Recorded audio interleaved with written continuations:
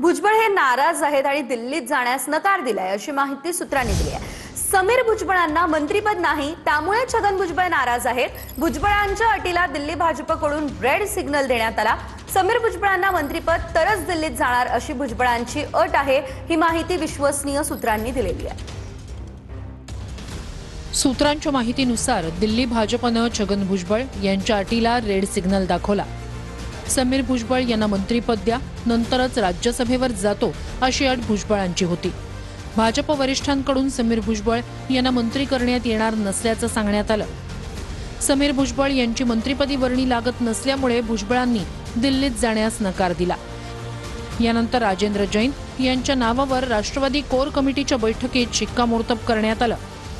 दरम्यान छगन भुजबळ नाराज नसल्याचं प्रदेशाध्यक्ष सुनील तटकरे यांनी सांगितलं होतं।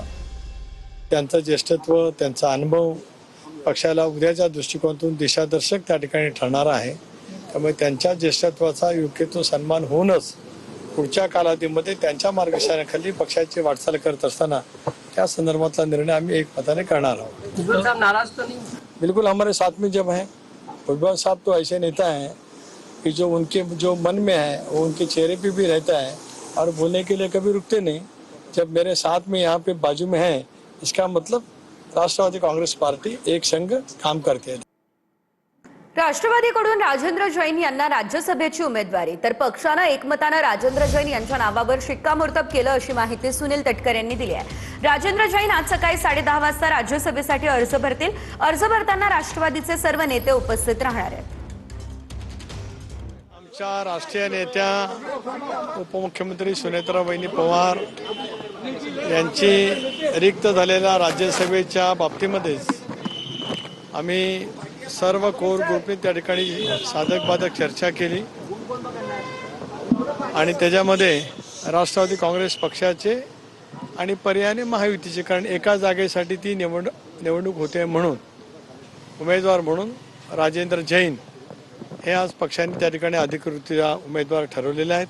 माझ्यावर पक्षाने जे जबाबदारी दिली आहे, आदरणीय सुनेत्राताई पवार, आदरणीय पार्थदादा पवार, आदरणीय छगन भुजबळ साहेब, दिलीप वळसे पाटील साहेब, आदरणीय सुनील तटकरे साहेब आणि माननीय खासदार प्रफुल्ल पटेल साहेब यांनी जे विश्वास व्यक्त केला आहे, मी विदर्भात एक चांगल्या पद्धतीने काम करून आणि आदरणीय अजितदादाचे जे स्वप्न आहे ते पूर्ण करण्यामध्ये ज्या पद्धतीने आजपर्यंत मी पार्टीच्या पक्षाचा कार्यकर्ता म्हणून, इमानदार कार्यकर्ता म्हणून मी काम केलेलं आहे, त्या पद्धतीने मी काम करणार।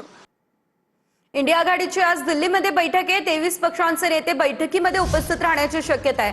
उद्धव ठाकरे हे व्हिडिओ कॉन्फरन्सिंगच्या माध्यमातून बैठकीला उपस्थित राहतील। सुप्रिया सुळे बैठकीसाठी दिल्लीमध्ये दाखल झालेल्या आहेत। बंगालमधील पराभवानंतर ममता बॅनर्जी इंडिया आघाडीच्या बैठकीसाठी दिल्लीत आहेत। इंडिया आघाडीच्या बैठकीत डीएमकेची अनुपस्थिती असण्याची शक्यता आहे। महागाई असेल, पेपरफुटी, 2029च्या लोकसभा निवडणुका यावर देखील चर्चा होण्याची शक्यता व्यक्त केली जाते आहे।